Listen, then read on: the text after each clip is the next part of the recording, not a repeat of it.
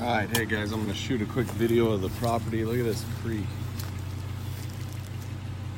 It's barely running right now, but this puddle is nice and just crystal clear. There's a couple of lizards over there on that stump chasing each other around.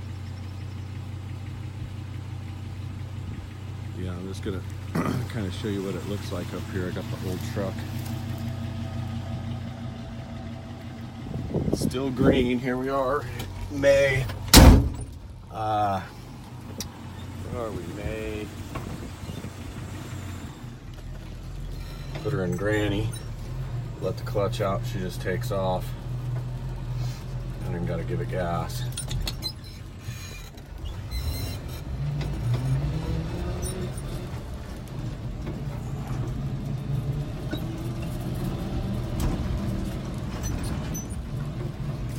I'd say it's about 82, 83 degrees, maybe not even that. Maybe it's just like, oh boy, she died.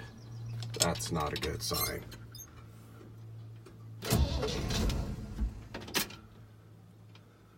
Well, somebody's up here because the buggy's out, so let me open the hood and see what's going on here. Well, no ramp needed up at the property to load your dirt bike. You just pull your truck down in the creek, flop the tailgate open. I just stuck the ramp underneath there. Load on down the road, go right up in there. It's all ready to go. Now I can go cut some firewood if I want. All right, igniter went out in the HEI distributor in this old truck. I had points and a coil when I bought it. Drove it for 2 or 3 years like that. Drove it everywhere. It ran like shit.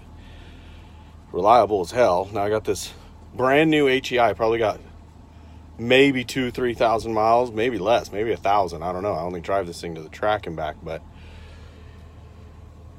so she died on me. I had to go back to town. My dad was up here cutting firewood, so he gave me a ride back to town, and I went and had that. I pulled the igniter out of it and the coil, and they can't test the coil, but they could test the igniter, and it was bad. So I ran back up, slapped a new igniter in it. All I had was a 4-in-1 screwdriver, and it worked. She's running. She's purring like a kitten. So I'll continue my video now of what the property looks like. So this is our creek crossing here. That up there is all clear cut from the fire. We broke down right back there with the brand new modern HEI coil. There's a bunch of quail that scared the shit out of me when I walked back to get the dirt bike. Rode the dirt bike up here and with the igniter and threw the igniter in. But this is the road down to the buggy. Then we own 130 acres up there, but it's nice. It's a beautiful piece of property. I'm gonna flip the camera around and see what's going on. I'll drive you up to the pond. Put her in granny low. Back after it.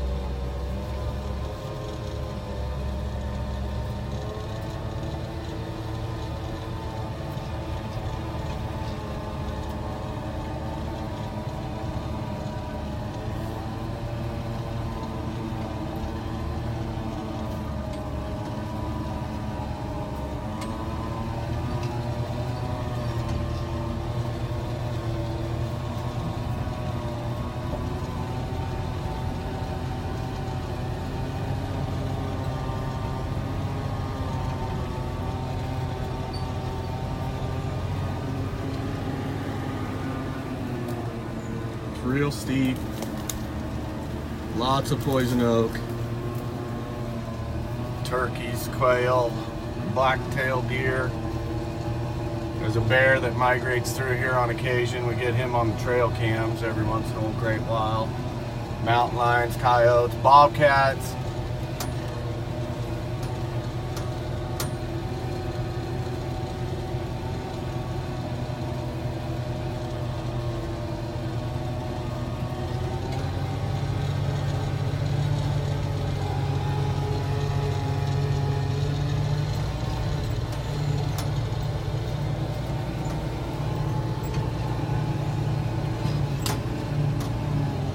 Dad was telling me stories on the way back to town when he was 11 years old,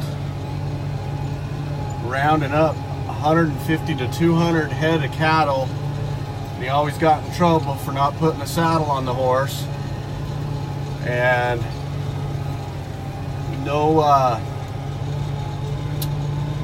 he wouldn't put the bit in the reins with the bit in the horse's mouth. He'd just use the harness that went over the horse's head. He didn't like to put that thing in the mouth. So the horse would do whatever he wanted it to without it. And he'd get in trouble a lot of times for being barefoot. Can you imagine that? 11, 12 years old. Every day he did it on the Pridmore's ranch in Capel Valley. And that's the road to the cabin. Well, it's not really a cabin. It's not nothing right now, but we call it the road to the cabin. It's like we call it the barn site. The barn site, because there's no barn there yet. But so yeah, my dad would round up these cattle and take them in for milking. Some of these cows were 1,200 pounds. And when he'd get in trouble, they'd take away the dogs. One of the dogs, he couldn't take two dogs because he got in trouble. One would be nipping at the front and one at the back, and I guess a cow ended up turned over down in the creek, and they had to get the tractor to drag it up out of the creek and get it back on its feet. Said he got his ass beat for that.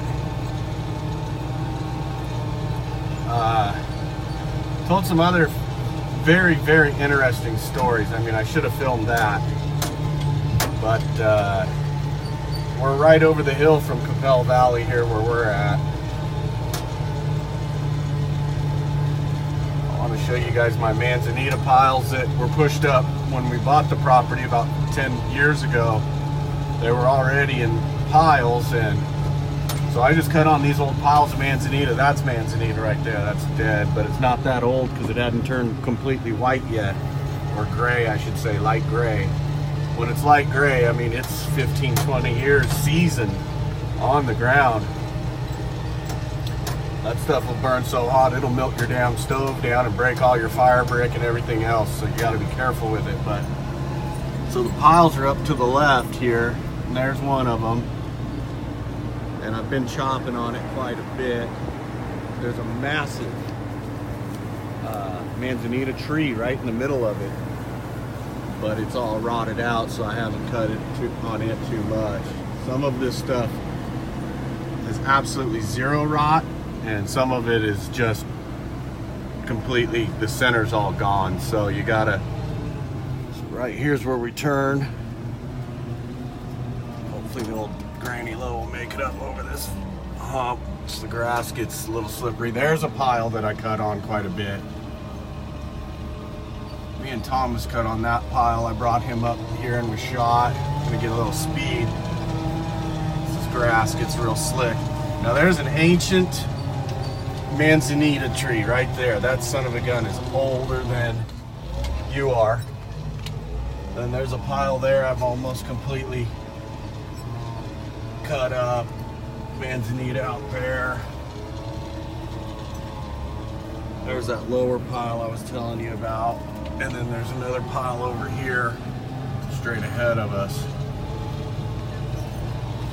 The pond, we didn't make it to the pond. I turned before the pond, but I'm gonna grab some of this stuff and throw it in my truck, manageable pieces, and cut it at home, being that I'm running so late now that the truck broke down. So that's a video for you.